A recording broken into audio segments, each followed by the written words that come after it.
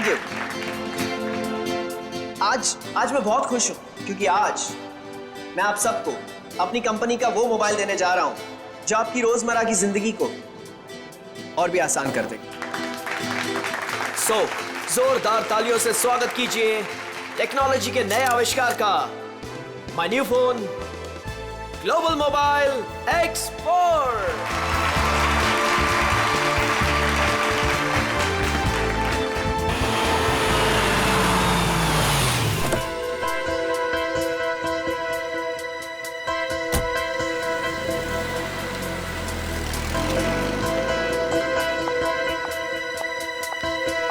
Welcome madam, आइए आइए।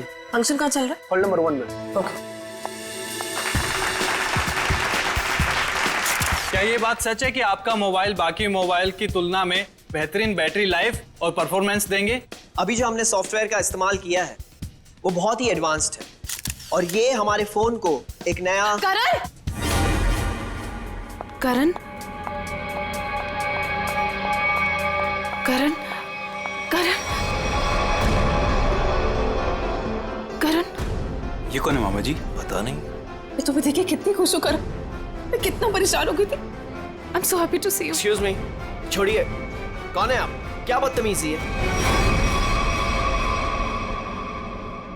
मुझे लगा तुम मुझे पहचान लोगे और ये आप क्या लगा रखा है? हाँ, मुझे मेरे नाम से बुलाओ ना। मुझे पता भी नहीं कि तुम कौन हो, तो तुम्हारा नाम कैसे पता चलेगा मुझे? तुमने अपना एड्रेस बदल दिया, अपना फोन नंबर बदल दिया, फिर भी मैंने तुम्हें ढूंढ निकाला। 2 साल इंतजार किया है मेरे कारण। 2 साल? हे, नो फोटोग्राफ्स, नीचे कीजिए। No camera please, please. Please. अब मैं समझा, तुम्हें जरूर किसी और मोबाइल कंपनी ने भेजा है हमारे इस फंक्शन को खराब करने के लिए, राइट? ये क्या कह रहे हो तुम? हाँ, सही कह रहा हूं मैं। इतनी घटिया हरकत करने के लिए कितने पैसे मिले थे? बस बहुत बोल दिया तुमने। हाँ, बहुत अपमान कर दिया तुमने मेरा। तुम्हें जानना है कि मैं कौन हूँ? हाँ, मैं तुम्हारी बीवी हूँ, राधिका। कुछ याद आया? बस बहुत हो गया। एक शब्द भी बोला ना, वरना सिक्योरिटी को बुला के तुम्हें धक्के मार के यहाँ से बाहर निकाल दूंगा मैं। सिक्योरिटी! धमकी किसको दे रहे हो तुम? हाँ, जिसको जाके बोलना है ना बोलो जाके। साथ फेर ली मैंने तुम्हारे साथ, शादी की है मैंने तुमसे। इनफ! बहुत बोल लिया यार तुमने। करण बेटा शांत हो जाओ। इस रिश्ते के बीच में अब और कोई नहीं आएगा। करण रुको।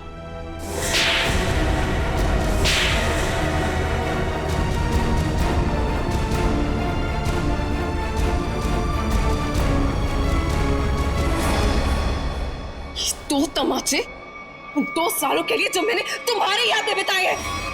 तुमने मुझे थप्पड़ मारा। मुझसे दुश्मनी बहुत महंगी पड़ेगी। पता है मैं कौन हूँ? पता है तुमने किससे दुश्मनी मोल ली है? अपने पति से। मैं तुम्हारा पति नहीं हूँ। अगर मैं तुम्हारा पति हूँ ना तो सबूत बताओ। अच्छा, तो देते हैं ना सब। उतारो अपने कपड़े। व्हाट? तुम्हारी पीठ पे 2 काले तिल, और ये बात हमारी पत्नी के अलावा तो किसी और को नहीं पता होगी ना। उतारो। मिस्टर करण, क्या ये मैडम सच कह रहे हैं? क्या वाकई आपकी पीठ पे तिल है? देखिए, मैं आपके बेकार के सवाल का जवाब देना जरूरी नहीं समझता और मुझे अपने आप को साबित करने की कोई जरूरत नहीं है। Get it? और तुम जिसकी पत्नी हो ना, जाके उसके कपड़े उतरवाओ। Just stop! करण रुको! करण, करण रुक जाओ, मुझसे बुरा कोई नहीं होगा। मैं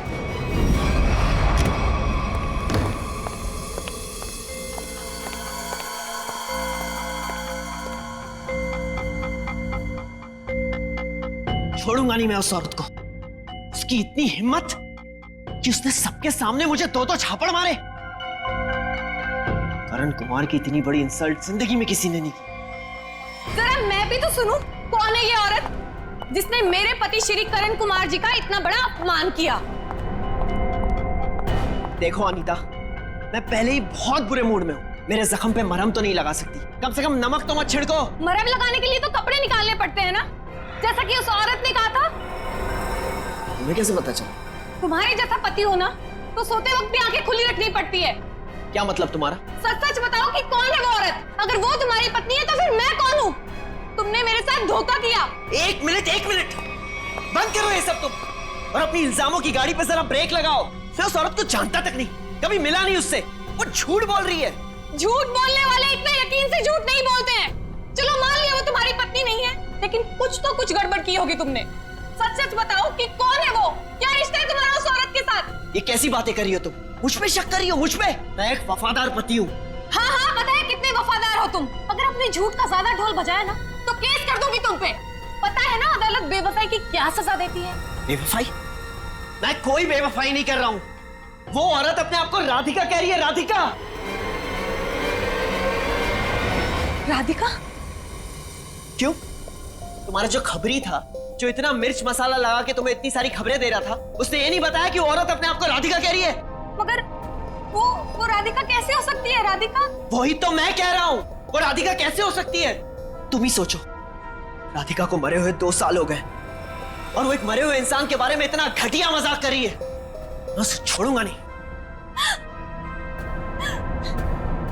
डैडी ने सही कहा था कि बेटा ये लड़का तुम्हारे लिए ठीक नहीं है। अरे मेरी तो जिंदगी बर्बाद हो गई। देखो, अब एक शब्द भी और बोला ना तो तुम्हें सीधा तुम्हारे डैडी के घर भेज दूंगा मैं, समझी तुम? देखो, एक मिनट, ऑफिस से फोन है, मुझे जाना होगा। हाँ मैं आ रहा हूं। करण रुको, करण सुनो, करण। आइए सासू माँ, चाहे मैं कितना भी चीख लूं चिल्ला लूं, पर आपके बेटे के कानों पर तो जू तक नहीं रेंगती है। अरे बहू, मैं तो दवाई खा के सो रही थी, तुम्हारे शोर से उठ गई। तो आपको अब मेरा गम शोर लगने लगा है। पता नहीं मैंने इस घर को अपना ससुराल क्यों बनाया। हुआ क्या है? और इतने गुस्से में करण कहाँ गया? जब आपका बेटा आए ना तो खुद ही अपने बेटे से पूछ लेना कि वो औरत कौन है। औरत? कौन सी औरत? अरे कोई बताएगा मुझे कि ये घर में हो क्या रहा है? छोड़ूंगी नहीं उस आदमी को। समझता क्या है अपने आप को? मेरे रूम का काट दो।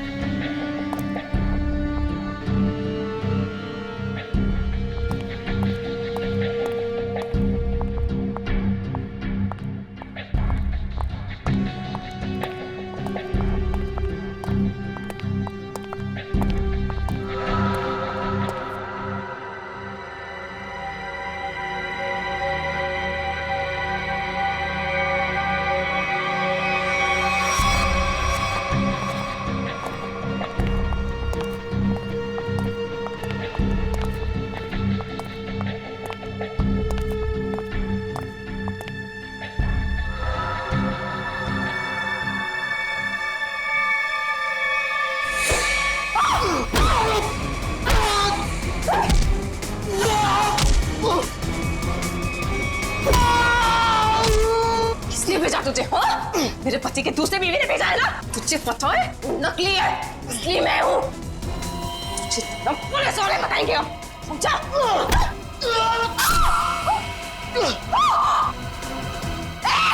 भागता कहाँ है? रुक!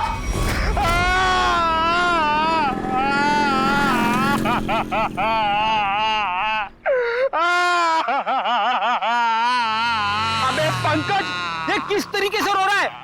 कम से कम रोने का तरीका तो सुरीला होना चाहिए, इतना बेसुरा नहीं। अरे मैं रो रहा हूँ, कोई रियाज नहीं कर रहा हूँ जो मुझे सुर ताल और ये सब सिखा रहे हो। देख, मैंने तुझे पहले ही कहा था मुझे कस के पकड़ना। तेरी लापरवाही की वजह से हम लोग ये गाड़ी से गिरे हैं, समझे? मेरी लापरवाही खुद को बाइक चलाने आती नहीं है, मुझे गिरा दिया, मेरी टांग तोड़ दी और बोल रहे मेरी लापरवाही। कुछ नहीं हुआ तेरे टांग को। उठ उठ उठ जा, चल। मैं आपको बता रहा हूँ, आज का दिन मेरा बहुत खराब जा रहा है, बहुत मनूस दिन है। आप भी मुझे पिकअप करने आ गए। सर, आज का दिन बहुत खराब है सर। आज बहुत बड़ी गड़बड़ होने वाली है। एक खतरनाक केस वेट कर रहा है ब्यूरो में। ओके मैडम, आपकी हिम्मत की तारीफ करनी होगी। आप उस मुजरिम से बिल्कुल डरी नहीं और डट के सामना किया उसका। सब पुलिस रिकॉर्ड में आपको कुछ भी मिला उसके बारे में? जी नहीं, उसने इससे पहले कोई जुर्म नहीं किया था। और इसीलिए उस तक पहुंचने के लिए हमें आपसे कुछ सवाल करने होंगे। जी पूछिए। आप उसके बारे में कुछ और बता सकती हैं? नहीं सर, मुझे कुछ भी याद नहीं है, बल्कि मैंने वो होटल वालों से भी पूछा था, उन्होंने बोला कि उन्होंने किसी को आते जाते हुए नहीं देखा। अच्छा, आपको किसी पे शक है? एक ही तो इंसान है जिसको मेरी जिंदगी से ज्यादा मेरी मौत प्यारी है। कौन? वही मेरा पति करण। आपका पति? आपको पता है कितने सारे लोगों के बीच में उसने मेरी इंसल्ट की। उसने तो मुझे अपने बीवी मानने से भी इनकार कर दिया। पर आपको पता है सर, इसी बात का ना बदला लेने के लिए उसने वो गुंडा भेजा था मेरा गला दबाने के लिए। एक मिनट मैम, शुरू से बताइए कि ये आपके और आपके पति के बीच में तनाव किस वजह से है? आप मेरे साथ करण के घर पे चलिए, आपको सब कुछ पता चल जाएगा कि क्या हुआ था। नहीं राधिका, जब तक हम ना बुलाएं तुम गाड़ी में बैठो। मगर क्यों? प्लीज राधिका जी, आप बात को समझने की कोशिश कीजिए। हम आपको जल्दी ही अंदर बुलाएंगे। ठीक है, बैठती हूँ।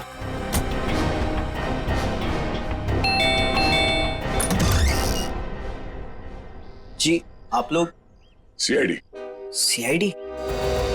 अंदर आइए प्लीज। आइए बैठिए। ये आप लोग कहीं बाहर जाने वाले हैं क्या? नहीं, हम बस बाहर से आए थे। मगर बात क्या है? आपकी तारीफ? जी, ये मेरे मामा है, जतिन मामा, और मैं करण कुमार, इस घर का मालिक। क्या बात है ऑफिसर, आप लोग यहाँ ऐसे? मुझे थोड़ी घबराहट सी हो रही है। घबराने की कोई जरूरत नहीं। देखिए, हम लोग सिर्फ आपकी बीवी से कुछ पूछताछ कर रहे हैं। मेरी बीवी? वो तो ऊपर है। ऊपर है? वो तो नहीं, हम उनसे ऊपर ही चल के मिल लेते हैं, आपकी श्रीमती जी से। आखिर बात क्या है ऑफिसर? अनीता ने आप लोगों को बुलाया? वो भी पता चल जाएगा, आइए। आइए। अनीता, अनीता कहाँ चली गई? बाथरूम में पानी बहने की आवाज आ रही है। श्रेया? हाँ, इस वक्त उसके नहाने का समय होता है। अनीता जी, अनीता जी। सर, दरवाजा खुला है। Anita ji. Oh no. Sir, Anita ji, Anita ji. Anita, Anita, sir, ये तो मर चुकी है। अनीता, करण, आप समझिए प्लीज। अनीता को क्या हुआ? ले जाओ। करण जी, अनीता, अनीता, आइए, अनीता। देखो कोई सुराग मिलता है क्या? यस। भगवान ने मेरे साथ बहुत बड़ा अन्याय किया है। मेरी अनीता को मुझसे छीन लिया। करण बेटा, संभालो अपने आप को। ये सुधा कहाँ गई? सुधा? सुधा जी का कमरा कहाँ है? वो रहा। जरा सुधा जी को बाहर लेके आओ। नहीं, आप बैठिए। माफ कीजिएगा, मगर हमें आप लोगों से कुछ सवाल करने होंगे। सर, ये बताइए। हाँ सर, वो सुधा जी। क्या क्या हुआ माँ को? हाँ, क्या हुआ माँ को? माँ, माँ, माँ, माँ, सुधा? माँ, माँ, माँ, आंखें खोलो। कहीं माँ भी? नहीं, जिंदा है, नब्ज धीमी चल रही है। बड़ी एम्बुलेंस बुलाओ जल्दी। माँ, सचिन। माँ आंखें खोलो। माँ, माँ, माँ आंखें खोलो। इन दोनों का कहना है कि ये अभी अभी घर आए हैं। पता लगाना होगा कि सच्चाई क्या है। दोनों को अलग अलग ले जाके पूछताछ करनी होगी। सर, मैं भी अपनी माँ के साथ अस्पताल जाना चाहता हूँ सर। मुझे उनकी बहुत चिंता हो रही है। प्लीज सर, मुझे जाने दीजिए। घबराइए नहीं, हमारा एक ऑफिसर गया आपकी माँ के साथ उनका ध्यान रखने के लिए। और एक बार ये तहकीकात पूरी हो जाए हमारी, उसके बाद आप भी जा सकते हैं हॉस्पिटल अपनी माँ से मिलने। सर, आपको जो भी पूछना है आप पूछिए सर। यहाँ आपके घर में 4 लोग थे। अनीता जी का खून हो गया, आपकी माँ बेहोश पड़ी थी, तो अब बचे 2, आप और आपके मामा जी। आप हम दोनों पे शक कर रहे हैं? क्या करें, हम सीआईडी वालों का काम ही कुछ ऐसा होता है। शुरुआत शक की बुनियाद से ही होती है। अब हम पर शक कर रहे हैं सर? हमारे घर में इतने सारे नौकर भी तो हैं। मेरा मतलब थे। आज दोपहर को माँ ने सारे नौकरों को पनवेल भेज दिया सर, हमारे फार्म हाउस पे। वहाँ पे रेनोवेशन चल रही है, लेकिन अब तक तो उनको आ जाना चाहिए था।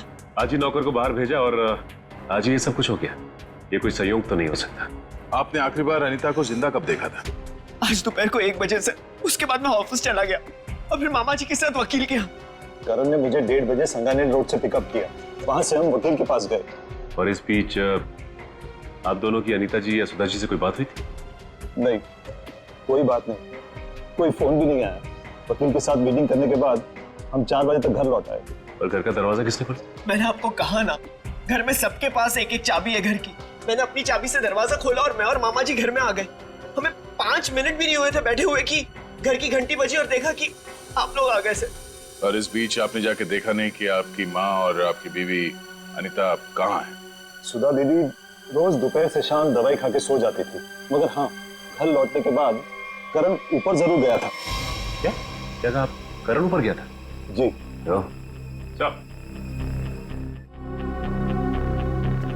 जतिन जी का कहना है कि करण आते ही सबसे पहले ऊपर सीढ़ियों पे गया।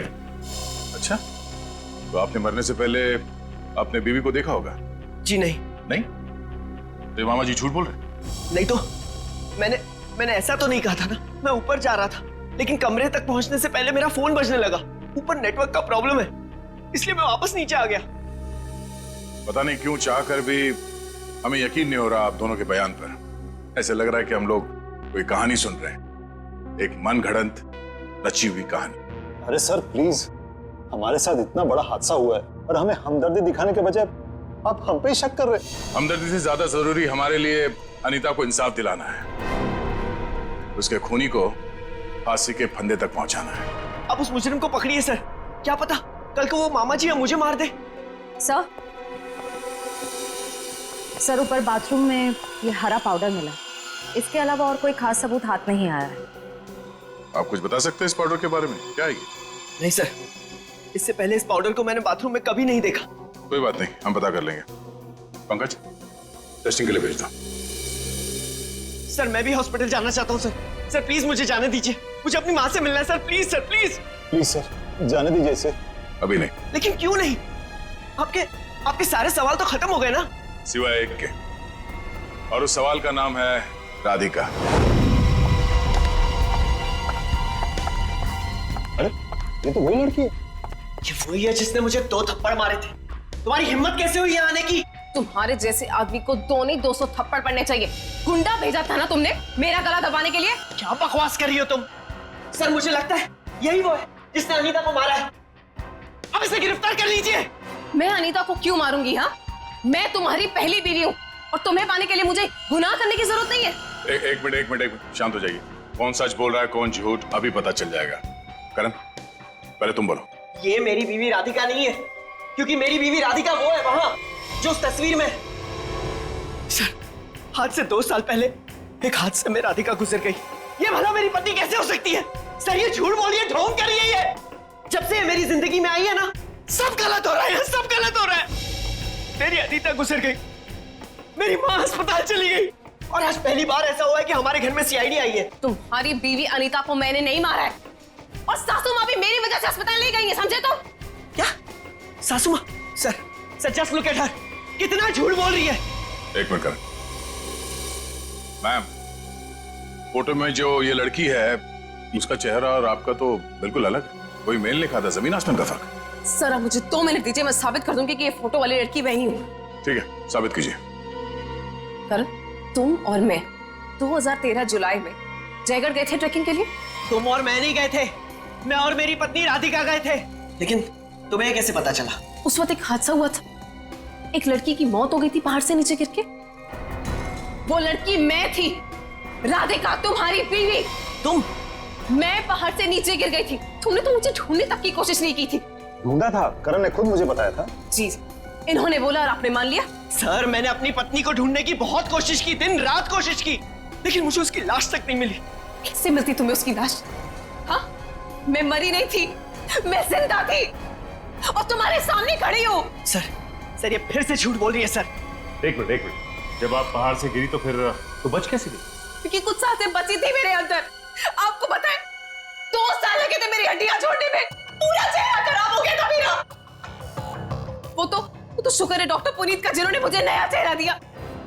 लेकिन शादी को देखिए, अभी तक मारने को तैयार नहीं कि मैं इसकी बीवी हूँ। सर झूठ बोल रही है, ये बेकार की कहानियां बना रही है, ढोंग कर रही है। क्यों झूठ बोल रही हो? क्या करूं मैं? कहा किस के दिखाऊं कि मैं तुम्हारी बीवी हूँ? तुम्हें जो करना जाके करो, जिससे पता करना जाके करो। मैं क्यों करूं? सच क्या है और झूठ कौन बोल रहा है वो भी सामने आ जाएगा।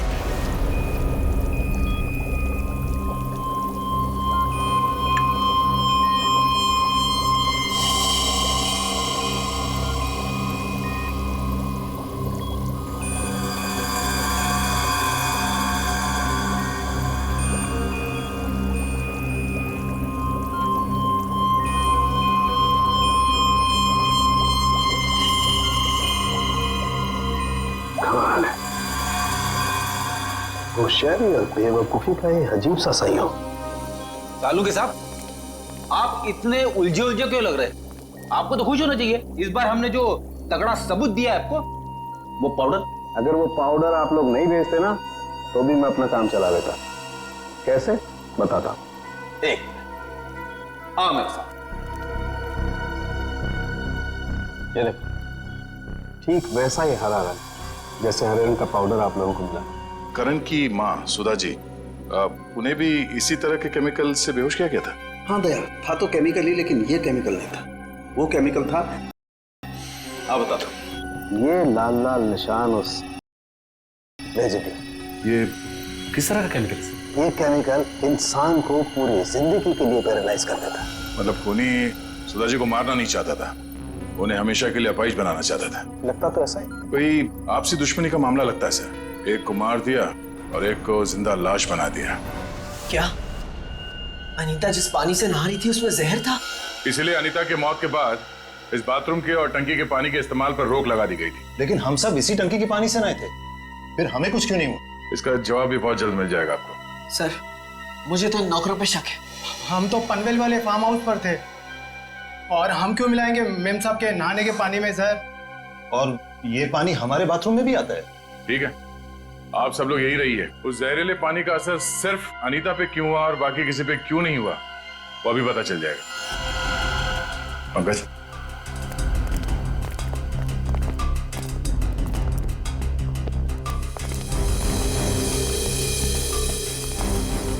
बड़ी शावर को खोलो।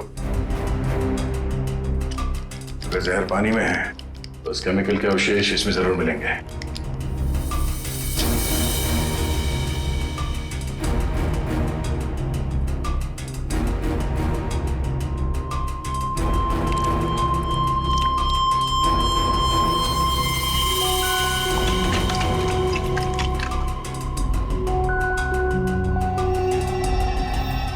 ये देखो, ये क्लोरीन नहीं है, जहर है। पानी की टंकी में ही जहर है, यहां पे नहीं डाला गया। चलो ऊपर। जवाब चाहिए ना आपको? चलिए ऊपर।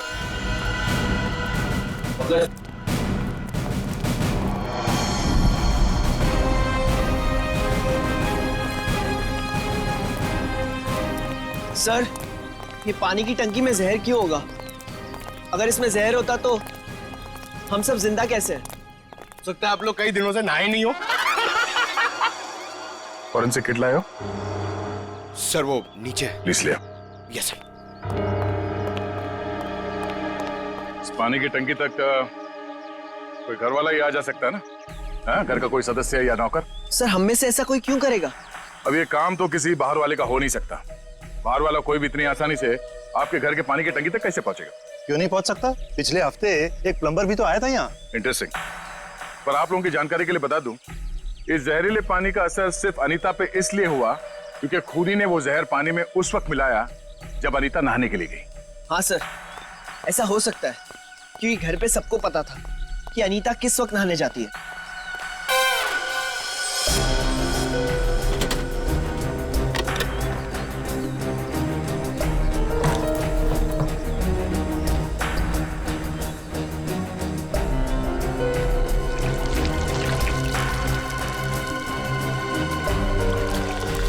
थैली यहाँ कैसे?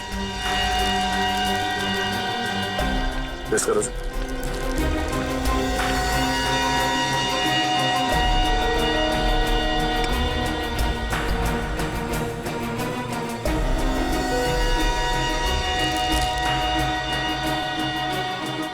सर, हाँ? पानी में जहर है। पानी में जहर है?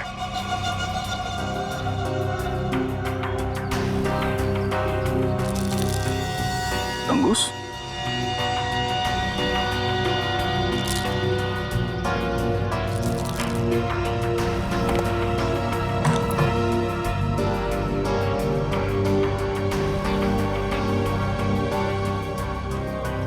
क्या कहा आपने? एक हफ्ते पहले प्लम्बर आया था? जी। लगता है उसी दौरान ये सब हुआ है। किसी ने वो जहर इस प्लास्टिक में डालकर यहाँ पे रख दिया था और उसे तंगुस से बांध के नीचे कनेक्ट किया था। और जैसे ही अनीता बाथरूम में गई नहाने के लिए, उसने तंगुस को खींचा। प्लास्टिक के अंदर जो जहर था वो पानी में घुल गया और अनीता की मौत हो गई।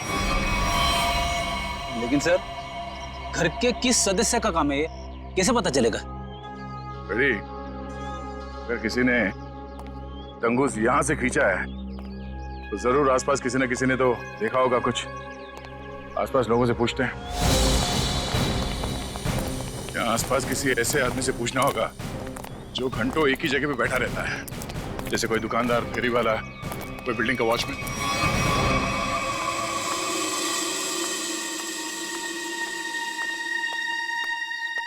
सुनिए भाई साहब, वो आइए आइए बहन जी, एकदम ताजी सब्जी है।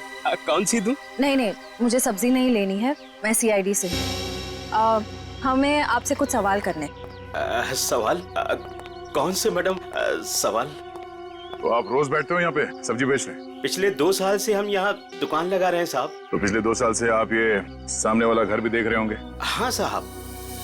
परसों दोपहर को 1 से 3 बजे के बीच में तुमने किसी आदमी को देखा था उस घर के आसपास? तो ऐसा आदमी जिसपे तुम्हें शक हुआ हो, तो उस घर के आसपास बहुत देर से खड़ा हो। परसों साहब, हाँ, वो घर का जो नौकर है ना साहब, वो घर के बाहर बहुत देर तक खड़ा रहा साहब। वो दीवार से सट के किसी को फोन कर रहा था। हाँ, सामने आएगा तो पहचान लोगे ना? पहचान लेंगे। गुड। पंकज सर, तो मालूम है ना क्या करना है? हाँ सर, आज वो घर पे कपड़े धोने का टर्न मेरा है और जूनियर को मेरे कुत्ते को खाना भी खिलाना था और एक काम था सर वो यार। पंकज, तुम हमेशा से इतने इंटेलिजेंट थे क्या? मैं इस केस की बात कर रहा हूँ। अरे ये सर, सॉरी, थोड़ा कंफ्यूज हो गया था सर। तो जाके उस घर से नौकरों को ले आओ। और हाँ, उन्हें क्या कहना है पता है ना, कि वो भी मुझे समझाना पड़ेगा। नहीं सर, पता है सर, मैं अभी लेके आता हूँ। सर, इसे अकेले क्यों भेज दिया? जरूर कुछ ना कुछ गड़बड़ करेगा ये। अच्छा, मोटर बाइक की एक्सीडेंट जैसी गड़बड़? आपको पता चल गया? सीआईडी में हूँ, बाहर की खबर रखने से पहले अंदर क्या हो रहा है ये जानना बहुत जरूरी। इसमें मेरी गलती नहीं थी, पंकज की थी। रेडी, अभी शिकायत विकायत करना बंद करो। अच्छा पंडित, वो भाजी वाला देख रहे हो? वो वहाँ, हाँ, जिसने आपके पीवी के नहाने के पानी में जहर डाला है, वो उसे पहचानता है क्या? चलो जल्दी इधर आओ। जरा पहचान कौन है इनमें से? हाँ साहब, यही वो आदमी था साहब। एकदम तुम? अरे मुझे क्यों फंसा रहे हो? तुम्हें जरूर कोई धोखा हुआ है। कौनो धोखा नहीं हुआ साहब, ये है वो। नहीं साहब, मैं सही कह रहा हूँ साहब। सब मैं सच कह रहा हूँ साहब। देख प्रीतम, हम जानते हैं कि तूने खुद ये सब नहीं किया, मगर तूने किसी के कहने पे जरूर किया है। अगर तुम हमारे साथ कोऑपरेट नहीं करोगे तो शायद फंस जाओगे, है ना? बोल। बबलू, बबलू प्लम्बर साहब, उसने 20,000 रुपए दिए थे। मैंने तो साहब तार खींच के केमिकल मिलाया था साहब, अनीता मैडम के नहाने के टाइम पर साहब, और कुछ नहीं साहब। जिस थाली में खाया उसी में छेद किया। 20,000 रुपए के लिए ईमान बेच दिया तुमने। नहीं करा। गलती हो गई साहब, गलती हो गई साहब। मुझे सजा कानून देगा। अब ये बता, वो प्लम्बर बबलू कहाँ मिलेगा?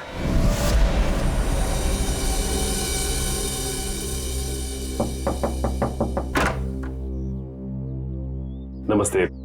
नमस्ते। बबलू है क्या? आप लोग बाद में आना, बबलू अभी घर पर नहीं है। कहाँ गया बबलू? काम पे गए हैं। आप अपना नंबर दे दीजिए, वो आएंगे तो मैं उन्हें दे दूंगी। नंबर?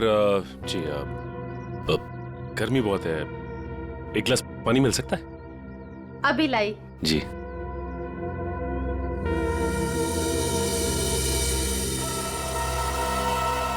ठीक है। बबलू के प्लम्बिंग का सामान तो यहीं पड़ा हुआ है। इसका मतलब ये औरत हमसे झूठ बोल रही है। Thank you. थैंक्स। चलते। पर आपने अपना नंबर नहीं दिया। हम लोग फिर आ जाएंगे। Thank you. कितना गर्मी है इधर। ओह गॉड, किधर आ गई मैं? मुझे लग रहा है चक्कर आने वाला है मुझे। ओह गॉड। अरे भाई साहब सुनिए, ये बैबलू किधर रहता है? बैबलू प्लम्बर इधर रहते हैं। इधर? Okay thank you. Bablu, Bablu बाहर आ जाओ। देखो बाहर आ जाओ, वरना मुझे पुलिस को बताना पड़ेगा कि तुमने मेरा बेल्जियम का पाइप और जापान का नल का चोरी किया है। बैबलू, बैबलू। आप कौन हो मेम साहब, और इस तरह से शोर क्यों मचा रहे हो? अरे कैसे शोर नहीं मचाएगा? मेरे घर में बबलू ने डाका डाला है, डाका रॉबरी किया है। 1.5 लाख का पाइप चोरी किया है मेरा इटालियन मार्बल वाला बाथरूम से, एंड 2 लाख का जापान का नल का चोरी किया है। 2 लाख का नल का? इन अमीरों के पास कितने फालतू पैसे होते उड़ाने के लिए। देखो मेरा टाइम वेस्ट नहीं करो। बबलू, लास्ट वार्निंग दे रही हूँ तुम्हें, मैं पुलिस को फोन कर रही हूँ। बबलू। मैडम, आपको जरूर कोई गलतफहमी हुई है। मैंने जापान का नलका देखा ही नहीं, तो उसे चुराऊंगा कैसे? अब तो जापान के नलके की छोड़ और जेल के नलके की सोच। सीआईडी वालों ने मेरे साथ धोखा किया, मुझ पे झूठा इल्जाम लगाया। क्या करे, कभी कभी चूहों को बिल से निकालने के लिए सीआईडी को ऐसी चालबाजियां करनी पड़ती, समझा? अब बोल, अनीता को जहर क्यों दिया? जहर? पाउडर में जहर था? मुझे वाकई नहीं पता था। तुझे क्या लगा पानी के कीड़े मारने की दवा है वो? हा? पता नहीं साहब, मैंने इतना सोचा ही नहीं था। 50,000 रुपए मिल रहे थे, मैंने बिना दिमाग लगाए चुपचाप काम कर दिया। किसने दिए 50,000 रुपए तुझे? मुझे नहीं पता, एक फोन आया था होटल से। कौन से होटल से फोन आया था? Excuse me ma'am. Good afternoon sir. Good afternoon ma'am. हमारे होटल में आपका बहुत बहुत स्वागत है। अरे वाह, इतने प्यार से हमारा स्वागत किया। जनरली सीआईडी को देख के तो लोग मायूस हो जाते हैं। सीआईडी? क्या बात है सर? इसे पहचानती हैं आप? नहीं पहचानती। क्या बात, मतलब आपने कभी देखा ही नहीं है? याद तो नहीं आ रहा है। ठीक है, हम आपको याद दिला देते हैं। बबलू नाम है इसका। पिछले हफ्ते यहाँ इस होटल से एक पैकेट लेने आया था, आप ही के होटल में किसी गेस्ट से। कौन सा गेस्ट था सर? अगर ये सब कुछ हमें पता होता तो यहाँ क्यों आते? एक्चुअली यहाँ हर रोज बहुत गेस्ट आते हैं, और पिछले हफ्ते यहाँ कौन कौन रुका था ये कैसे याद रहेगा? हाँ ये बात तो है। पर आपके पास कोई रजिस्टर, कोई रिकॉर्ड्स के लिए आपके मेहमानों के या जो लोग उनसे मिलने आते हैं रखते होंगे ना, तो आप जरा उसमें चेक कीजिए और बताइए ये बबलू किससे मिलने आया था। हाँ सर, मैं चेक कर लेती हूँ। प्लीज।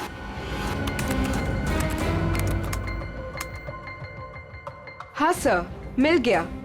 ये 25 सितंबर की बात है। यहाँ 209 के जो गेस्ट थे उन्होंने बबलू के लिए पार्सल छोड़ा था रिसेप्शन पे। और चेकआउट कब कर गया वो? अब तक तो नहीं किया सर। मतलब वो अभी कमरे में है? नहीं, एक्चुअली मैंने उन्हें होटल के कॉफी शॉप में जाते हुए देखा था। नाम क्या आपके इस गेस्ट का? जरा देखो कहाँ है वो। ये देखिए सर, ये रहा। मिस्टर करण, आप यहाँ? ये सवाल तो मैं भी आप लोगों से पूछ सकता हूँ। हाँ ये बात तो है, ये सवाल आप भी कर सकते हैं, मगर चूंकि सवाल हमने पहले किया है तो आप जवाब दीजिए। वो मुझे यहाँ का ऑमलेट और कॉफी बहुत पसंद है, इसलिए थोड़ी पेट पूजा करने आ गया था। अरे वाह, तुम मेरे लिए भी बोल दीजिए। सर मेरे पेट में चूहे दौड़ रहे हैं। तुम्हारे चूहों को कह दो कुछ देर के लिए इंतजार करें, क्योंकि हम यहाँ जिस खास शख्स से मिलने आए हैं, पहले उससे तुम मिलने। खास शख्स कौन है? आओ मिला दो। आजा। नमस्ते, कैसी हैं? आप लोग यहाँ? हाँ हाँ, नमस्ते इनसे भी कहिए, करण जी है। सर आप क्यों मुझे फंसा रहे हैं? मैं बस यहाँ सेटलमेंट करने आया था। अभी तो आप कह रहे थे कि आप ऑमलेट खाने आए थे। ऑमलेट तो बस एक बहाना था। सबसे पहले ये मेरी पत्नी राधिका है ही नहीं, तो मैं चाहता था कि कुछ पैसे देकर मामले को यहीं रफा दफा कर दूं बस। वैसे आपकी जानकारी के लिए बता दूं कि पिछले कुछ दिनों में आपकी जिंदगी में जो कुछ भी हो रहा है वो इन्हीं की मेहरबानी है। सर मेरी जिस जयगढ़ इलाके में आपकी राधिका का एक्सीडेंट हुआ था, वहाँ के सभी प्लास्टिक सर्जन से बात हो गई है हमारी। क्या सच कह रही? यही तुम्हारी असली बीवी है? I can't believe it। यकीन हुआ तुम्हें कि मैं राधिका? यकीन तो हमें भी हो गया कि अनीता का खून, हमारे पास मदद के लिए आने का वो ड्रामा और सुधा जी के ऊपर हमला, ये सब तुम्हारी दिमाग की उपज है। सर मैंने ये सब नहीं किया सर। आपको कोई गलत फहमी होगी सर। वैसे हम अपनी गलतफहमी दूर करने के लिए हम लोग यहाँ पे आए हैं। राधिका, क्या हुआ? राधिका, राधिका, राधिका, सही, राधिका। ओह नो, पानी में जहर डाल दिया। वो बेटा किसने दिया? सर वो उधर गया। पता है, एम्बुलेंस को फोन करो। राधिका, राधिका। Hello, ambulance.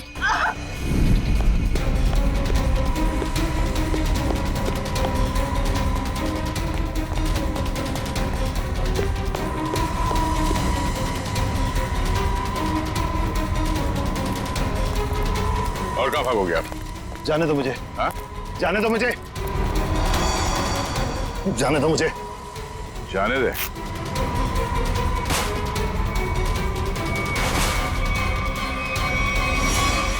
अम्मा जी आप? तुझे छोड़ दे? हाँ?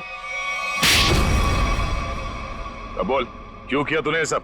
2 साल पहले मैंने करण को राजी किया था कि वो राधिका को पहाड़ से धक्का दे दे। बुद्धि भ्रष्ट हो गई थी मेरी, दिमाग खराब हो गया था जो मैंने आपकी बात सुन ली। आगे बताओ, सुधा जी के इस हालत के जिम्मेदार तुम ही हो ना? सुधा के खाने में मैंने ही गड़बड़ की थी। और राधिका जब पहाड़ से नीचे गिरने के बाद भी नहीं मरी तो तुमने इसके दिमाग में जहर घोला। हाँ, राधिका को मोहरा बना के करण और सुधा के खिलाफ इस्तेमाल किया मैंने, और राधिका के नाम से ही बबलू के हाथों अनीता की पानी की टंकी में जहर मिलवाया था मैंने। अब ये भी बता दो कि ये सब नेक काम तुमने किस लिए किए? बदला लेना चाहता था मैं। किससे? अपनी चचेरी बहन सुधा से। 1000 लालची आदमी मरे होंगे तब जाके सुधा का जन्म हुआ होगा। शुरू से ही उसकी नजर मेरे पैसों पर थी। मेरे भोले भाले माँ बाप को बेवकूफ बनाकर उसने हमारी पूरी जायदाद पर कब्जा कर लिया था। एक एक पैसे के लिए मोहताज बना दिया था उसने मुझे। सिर्फ इतना ही नहीं, मेरे बच्चे को भी अस्पताल में मार दिया था उसने ताकि सब कुछ करण का ही बना रहे। माना कि सुधा ने बहुत गलत किया तुम्हारे साथ, मगर उसके लिए तुमने जो रास्ता चुना है वो भी सही नहीं है। बदले की भावना ने मेरे ज़मीर को अंधा बना दिया था। मेरा तो सिर्फ एक ही मकसद था, इस परिवार का नामो निशान मिटा देना। मामा जी, मैं कभी सपने में भी नहीं सोच सकता था कि आपके दिल में इतना जहर होगा। जब दिल में जहर भरा होता है तो उसका अंजाम भी जहरीला ही होता है। सुधा ने जो किया उसकी सजा तो तुमने उसे दे दी। अब करण और तुम्हारा इंसाफ अदालत करेगी।